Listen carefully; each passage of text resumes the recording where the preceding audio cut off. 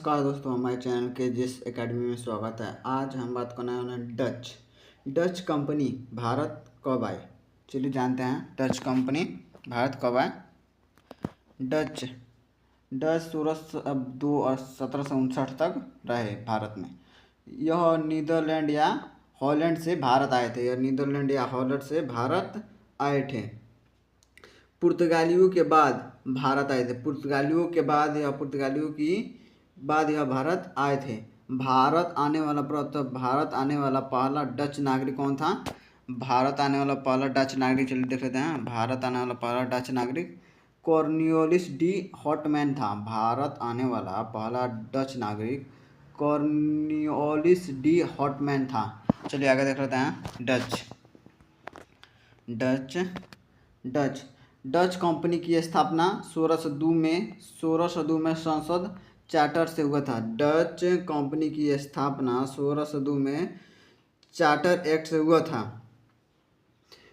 Dutch company के पास अधिकार थे युद्ध में भागीदारी कर सकते थे। डच कंपनी के पास अधिकार था कि युद्ध में भागीदारी कर सकते थे, संधि भी कर सकते थे, दुर्गीकरण भी कर सकते थे। इंडोनेशिया के व्यापार में अधिक रुचि थी। इनको इंडोनेशिया के व्यापार में अधिक रुचि थी और भारत के में व्यापार में मसालों का, बस खाली सूती और वस्त्रों का व्यापार अधिक प्राप्त करते थे। इंडोनेशिया इनका व्यापारी मसालों पर केंद्रित था। चलिए आगे जान लेते हैं। डच तो प्रारंभिक परमिट के रूप में आए थे। 21 वर्षों के लिए आए थे। यह प्रारंभिक परमिट के रूप में आए थे 21 वर्षों के लिए। एकाधिकार प्राप्त है, इनके पास एकाधिकार प्राप्त था मसाले और सूती वस्त्रों। इंडोनेशिया में व्यापार मसालों पर केंद्रित था और भारत में यह मसाले और सूती वस्त्रों का व्यापार किया करते थे। चलिए आगे जान लेते हैं। किया करते थे। भारत में डचों की फैक्ट्री की स्थापना चल जाता है। मसूलीपट्टनम 1605 में आंध्र प्रदेश में। मसूलीपट्टनम में प्रथम कारखाना स्थापित किया गया। मसूलीपट्टनम 1605 में आंध्र प्रदेश स्थित है। दूसरा था पुलिकट 1610 में स्थापित किया गया। तमिलनाडु में दुर्गीकरण किया गया। और तीसरा था सूरत 1616 में किया गया, गुजरात में स्थित है। गुजरात में स्थित है। उसके बाद चिनसूरा 1653 में किया गया। बंगाल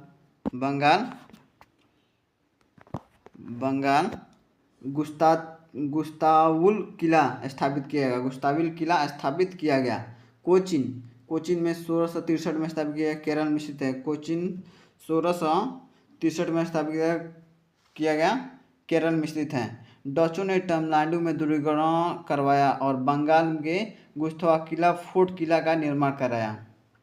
चलिए जानते हैं आगे। डच फैक्ट्री देख लेते हैं। भारत में डच फैक्ट्री कासिम बाजार पटना में 1632 में। बिहार के पटना के कासिम बाजार में 1632 में स्थापित कारखाना का। डचों ने भारत के सूती वस्त्र को यूरोपीय बाजार में प्रसिद्ध किया। डचों ने भारत के सूती वस्त्र कपड़ों को यूरोपीय में भेजते थे और बाजार प्रसिद्ध किया। सबसे लाभ वाली कंपनी फैक्ट्री डचों की सबसे लाभ वाली फैक्ट्री कंपनी थी सूरत से ही सभी किए जाते थे। डचों के अधीन सूती वस्त्रों का निर्यात बहुत प्रसिद्ध हुआ था। डचों के अधीन सूती वस्त्र और निर्यात बहुत प्रसिद्ध हुआ था यूरोपीय कंपनी में। चलिए आगे देखते हैं। भारत में डचों का फैक्ट्री भारत में व्यापार किया करते थे। नील, सोरा, सूती वस्त्र का, इन सब का व्यापार किया करते थे भारत में मुख्य प्रतिद्वंदी थे। भारत में मुख्य इनके दो प्रतिद्वंदी थे, ब्रिटिश और फ्रांसीसी। भारत में इनके दो मुख्य प्रतिद्वंदी थे, ब्रिटिश और फ्रांसीसी। इनको 1759 में बेदरा के युद्ध लड़ा गया। वेरी इंपॉर्टेंट क्वेश्चन हो जाएगा। 1759 में बेदरा के युद्ध ब्रिटिश द्वारा पराजित कर दिया गया। ब्रिटिश और डचों के बीच लड़ा गया था। 1759 में प्रसिद्ध बेदरा का युद्ध डचों के बीच लड़ा गया था। इस युद्ध में ब्रिटिश ने डचों को पराजित कर दिया। इन्होंने डचों ने जीता था। चल देखते हैं डचों ने क्या क्या जीता था। जकार्ता का स्थापना वेटिविवा नगर की स्थापना की थी और श्रीलंका को भी जीता था। इन्होंने डचों ने श्रीलंका और इंडोनेशिया के जकार्ता को जीता था और इन्होंने जकार्ता को वेटिटिवा नगर की स्थापना की। डचों ने भारत को नील, सोरा और मसाले सूती वस्तुओं का व्यापार किया करते थे। डचों के पतन के कारण देख लेते हैं। डचों के पतन के कारण डचों के पतन के कारण देख लेते हैं। डच सरकार सीधा नियंत्रण कर दी थी। डच सरकार सीधा नियंत्रण था कंपनियों पर। इसका पतन का कारण बना। भारत की अपेक्षा इंडोनेशिया के व्यापार में अधिक रुचि थी। भारत की अपेक्षा इंडोनेशिया में अधिक व्यापार रुचि थी। इनकी अपेक्षा ब्रिटिश कंपनी अधिक योग्य सिद्ध हुए। इनकी अपेक्षा मतलब डचों की अपेक्षा ब्रिटिश कंपनी अधिक सिद्ध हुए और नौसेना शक्ति का अभाव पड़ा। डचों की नौसेना शक्ति का अभाव पड़ा। चलिए आगे देखते हैं। डेनिश देखते हैं। डेन 1616 ईस्वी में। डेनिश 1616 ईस्वी में। डेनिश ये आए थे 1616 में आए थे। सबसे कमजोर कंपनी थी डेनिश। डेनमार्क से आए थे यहाँ 1616 में। सबसे कमजोर कंपनी थी। कारखाने लगाए थे 1620 में ट्रैकोबार तमिलनाडु में और 1676 में लगाए थे सेरामपुर बंगाल में। 1845 से 1853 तक भारतीय व्यापार को ब्रिटिश को बेच दिया। 1845 से 1853 में भारतीय व्यापार को अपना कंपनी बेचकर चले गए। ब्रिटिशों को बेच के चले गए। और 1858 में और 1868 में अंडमान निकोबार द्वीप समूह भी बेच दिया। 1868 में अंडमान निकोबार द्वीप समूह भी बेचकर चले गए भारत से। चलिए आगे देखते हैं। और फ्रांसीसी पढ़ लेते हैं। फ्रांसीसी 1664 में भारत आए थे। फ्रांस से भारत आए थे 1664 में। भारत में ब्रिटिश की मुख्य प्रतिद्वंदी थे फ्रांसीसी। भारत के सबसे मुख्य प्रतिद्वंदी थे फ्रांसीसी। प्रथम फ्रांसीसी नागरिक था फ्रांसिस कैरो 1667 में आया था। फ्रांसिस कैरो 1667 में आया था। फ्रांसीसी शासक लुई 14वें थे। फ्रांस के शासक जो थे लुई 14वें थे। फ्रांसीसी कंपनी की स्थापना 1664 में फ्रांस से हुई थी। इस कंपनी की स्थापना फ्रांस नामक लुई के मंत्री काल्बर्ट ने की थी। चलिए आगे देखते हैं। फ्रांस 1664 में फ्रांसीसी ईस्ट इंडिया कंपनी की स्थापना 1664 में काल्बर्ट के द्वारा की गई थी। यह एक सरकारी कंपनी थी। फ्रांसीसी एक सरकारी कंपनी। राज्य विशेषाधिकार प्राप्त थे। वित्तीय संसाधन। प्रथम कारखाना 1668 में सूरत में लगाया गया। दूसरा कारखाना 1669 में मसूलीपट्टनम में। दूसरा कारखाना 1669 में मसूलीपट्टनम में लगाया गया था। चलिए आगे देख लेते हैं। फ्रांसीसी 1672 में संथोमी का युद्ध लड़ा गया। 1672 में संथोमी का युद्ध लड़ा गया। चलिए देख लेते हैं युद्ध को। लड़ गए। डेला हे ने गोलकुंडा के सुल्तान को हराया और संथोमी को प्राप्त किया। डेला हे ने गोलकुंडा के सुल्तान को हराया और संथोमी को प्राप्त किया। 1673 में पुडुचेरी की स्थापना की। फ्रांसीसियों ने 1673 में पुडुचेरी की स्थापना की थी। और चंद्रनगर बंगाल में 1674 में कारखाना बनाया और इनका प्रसिद्ध कारखाना था फ्रांसीसियों की चंद्रनगर में अपनी व्यापारिक कारखाना 1664 में बनाया था। 74 में प्रथम फ्रांसीसी गवर्नर थे फ्रांसीसी मार्टिन थे प्रथम फ्रांसीसी गवर्नर। चलिए आगे देखते हैं। फ्रांसीसी मार्टिन ने फोर्ट लुई की स्थापना की थी। फ्रांसीसी मार्टिन ने फोर्ट लुई की स्थापना की थी। फूट लोई की स्थापना की थी। प्रारंभिक उद्देश्य था व्यापार करना। फ्रांसीसियों का प्रारंभिक उद्देश्य था व्यापार करना। फ्रांसीसी और ब्रिटिशों के बीच, फ्रांसीसी और ब्रिटिशों के बीच बीच कर्नाटक का युद्ध लड़ा गया। फ्रांसीसी और ब्रिटिशों के बीच कर्नाटक का युद्ध लड़ा गया। जो कर्नाटक युद्ध 4 युद्ध हुए थे। चलिए आगे देख लेते हैं। वानडिवास का वेरी वेरी इंपॉर्टेंट प्रश्न हो जाएगा। वानडिवास का युद्ध 1660 में मद्रास में लड़ा गया। Very very important. वानडिवास का युद्ध 1760 में मद्रास में लड़ा गया था। ब्रिटिश कमांडर था जनरल आयरकुट था। ब्रिटिश कमांडर जनरल आयरकुट और फ्रांसीसी कमांडर डी लाली था। परिमाण ब्रिटिशों को विजय, ब्रिटिश की विजय हुई और फ्रांसीसी की हार। चलिए आगे देखते हैं। फ्रांसीसी के पतन के कारण। फ्रांसीसी के पतन के कारण भारत में फ्रांसीसी कंपनी को फ्रांसीसी सरकार ने यह सहयोग नहीं किया था। भारत में फ्रांसीसी कंपनी ने फ्रांसीसी कंपनी की सरकार का सहयोग नहीं किया था। ब्रिटिश की नौसेना शक्ति फ्रांसीसी की अपेक्षा अधिक शक्तिशाली थी। ब्रिटिश की जो नौसेना शक्ति थी फ्रांसीसी से अधिक अपेक्षाकृत शक्तिशाली थी। फ्रांसीसी की अपेक्षा ब्रिटिश गवर्नर अधिक सक्षम थे। फ्रांसीसी के जो गवर्नर थे और ब्रिटिश के गवर्नर से अधिक सक्षम थे। फ्रांसीसियों की अपेक्षा ब्रिटिश का प्रशासन अधिक व्यवस्थित था। फ्रांसीसी की अपेक्षा ब्रिटिश की प्रशासन अधिक व्यवस्थित थी। चलिए आगे जाना था। ब्रिटिश 2008 में भारत में कंपनी आए थे। प्रथम ब्रिटिश नागरिक भारत आया जॉन मिल्टन हॉल 1599 में भारत आया था। जॉन मिल्टन हॉल भारत आने वाला प्रथम नागरिक जॉन मिल्टन हॉल था। 1599 में आया था। सबसे योजनाबद्ध एवं शक्तिशाली कंपनी थी यह। ब्रिटिश कंपनी सबसे योजनाबद्ध और शक्तिशाली कंपनी थी। कंपनी की स्थापना 1599 में अंग्रेज ईस्ट इंडिया कंपनी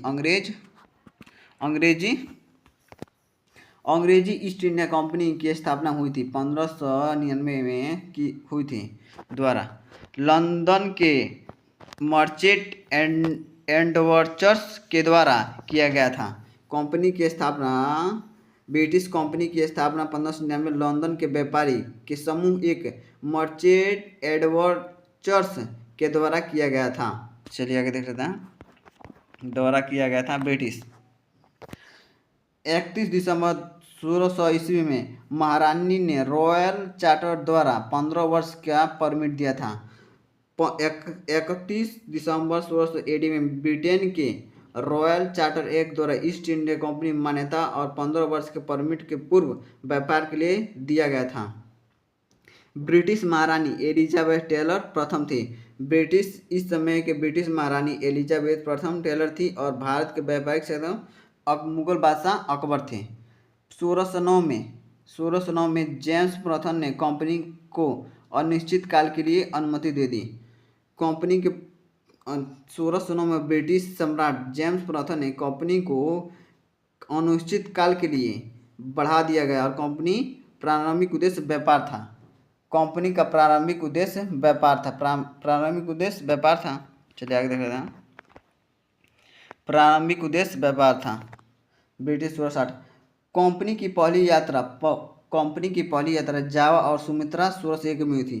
कंपनी की पहली व्यापारिक यात्रा 1601 में जावा और सुमित्रा की ओर हुई थी।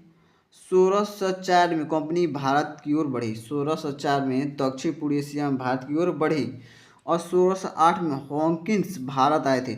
1608 में ब्रिटिश सम्राट जेम्स प्रथम के राजदूत विलियम हॉकिंस जहांगीर के दरबार में भेजा गया था व्यापार की अनुमति के लिए। व्यापार का प्रारंभिक विस्तार।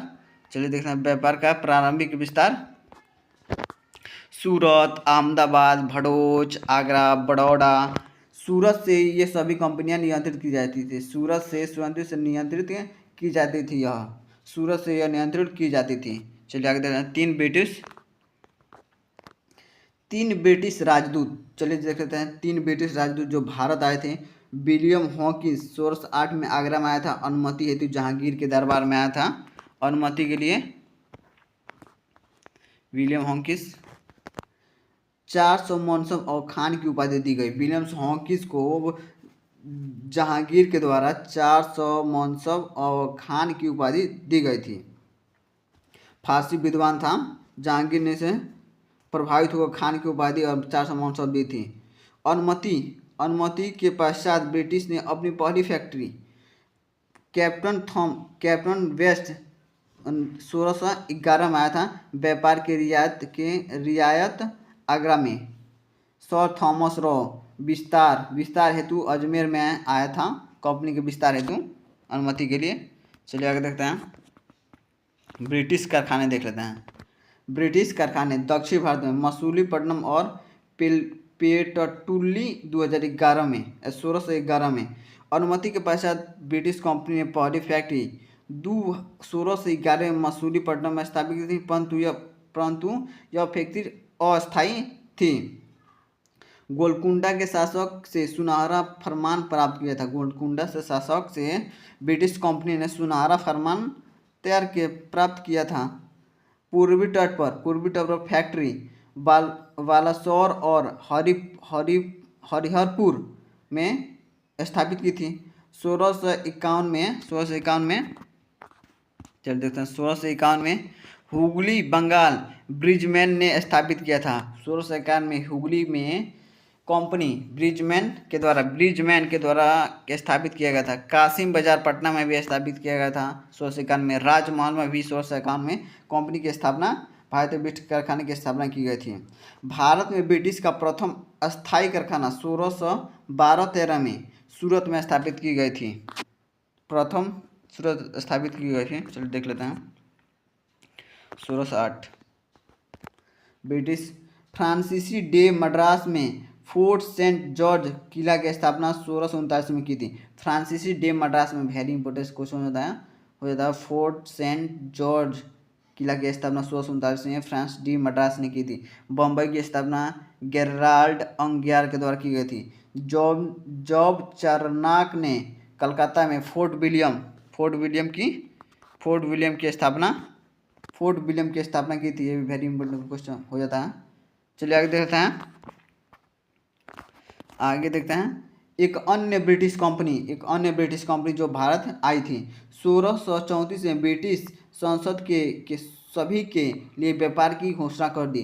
1664 में ब्रिटिश कंपनी ने संसद में सभी के लिए व्यापार की घोषणा कर दी। इसके पश्चात एक नई कंपनी आई। अंग्रेजी कंपनी पूर्व में व्यापार करती थी। विलियम नॉरिस औरंगजेब के दरबार में आया था। विलियम जो नॉरिस था औरंगजेब के दरबार में भारत आया था। 1702 और 1709 में कंपनी का विलय कर दिया गया। एक जो नई कंपनी आई थी और वो company British east India company को दोनों को 1702 और 1709 के दोनों को कंपनी को विलय कर दिया, मिला दिया गया। चलिए आगे देख लेते हैं। कुछ महत्वपूर्ण सूचना देख लेते हैं। बंगाल का पहला गवर्नर था विलियम हेज थे। सूरत फैक्ट्री के संस्थापक था थॉमस एडवर्थ थे। सूरत भारत के ब्रिटिश का प्रथम अस्थायी कारखाना 1612 और 13 में सूरत में स्थापित की थी, जिसने थॉमस एडवर्थ ने स्थापित किया था सूरत में।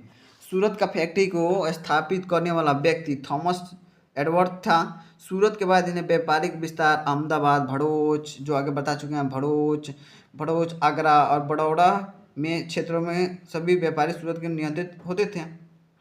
चलिए देखते हैं।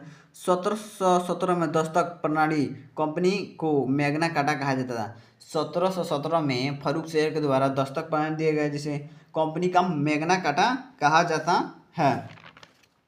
फर्रुख शेर का फरमान जिसे 1717 का क्या, जिसे बंगाल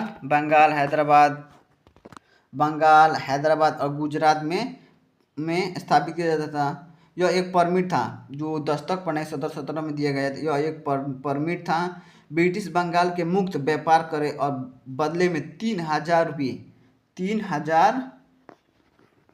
रुपये वर्ष सालाना 3000 रुपये वार्षिक रूप से फर्रुख शेर को देंगे। दस्तक वास्तव में 3 राज्यों में दिया गया था, हैदराबाद और गुजरात में। दस्तक प्रणाली को भारत का कंपनी का मैग्ना कार्टा भी कहा जाता है। दस्तक प्रणाली से ब्रिटिश को बंगाल में भारी मुनाफा प्राप्त हुए। दस्तक आगे चलकर प्लासी का युद्ध का कारण बना। चलिए आगे देख लेते हैं। भारत में सबसे वेरी वेरी इंपॉर्टेंट क्वेश्चन हो जाएंगे, भारत के गवर्नर जनरल और वायसराय। भारत के गवर्नर जनरल और वायसराय कब और किसको कहा जाता है, चलिए देख लेते हैं। बंगाल के गवर्नर 1758 से 1772 तक रहे। बंगाल के गवर्नर, प्रथम बंगाल के गवर्नर रॉबर्ट क्लाइव था, 1758 से 68 तक, फिर 1765 से 1767 तक रहा। बंगाल का गवर्नर जनरल 1772 से 1833 तक रहा। बंगाल का गवर्नर जनरल, प्रथम बंगाल का गवर्नर जनरल वारेन हेस्टिंग था। 1772 1785 तक रहा, वारेन हेस्टिंग था। चलिए आगे देख लेते हैं। भारत के गवर्नर जनरल 1733 से 1757 तक रहा। 1833 से 1857 तक रहा। सॉरी, प्रथम भारत का गवर्नर जनरल विलियम वेडिंग था। और अंतिम लॉर्ड कैनिंग था। प्रथम ब्रिटिश वायसराय 1858 से 1947 तक रहा। प्रथम ब्रिटिश वायसराय था, प्रथम लॉर्ड कैनिंग और अंतिम लॉर्ड माउंटबेटन था। और स्वतंत्रता के बाद प्रथम British governor general Lord Mountbatten था। प्रथम British governor general Lord Mountbatten था। और प्रथम भारतीय गवर्नर जनरल भी सी गोपालाचारी थे। स्वतंत्रता के बाद प्रथम भारतीय गवर्नर जनरल सी गोपालाचारी थे। वेरी वेरी इंपॉर्टेंट क्वेश्चन होंगे, सभी महत्वपूर्ण प्रश्न होंगे। हमारे वीडियो अगर आपको पसंद आता है तो वीडियो को लाइक करें, चैनल को सब्सक्राइब करें और शेयर करना ना भूलें अपने दोस्तों के पास। जय हिंद, जय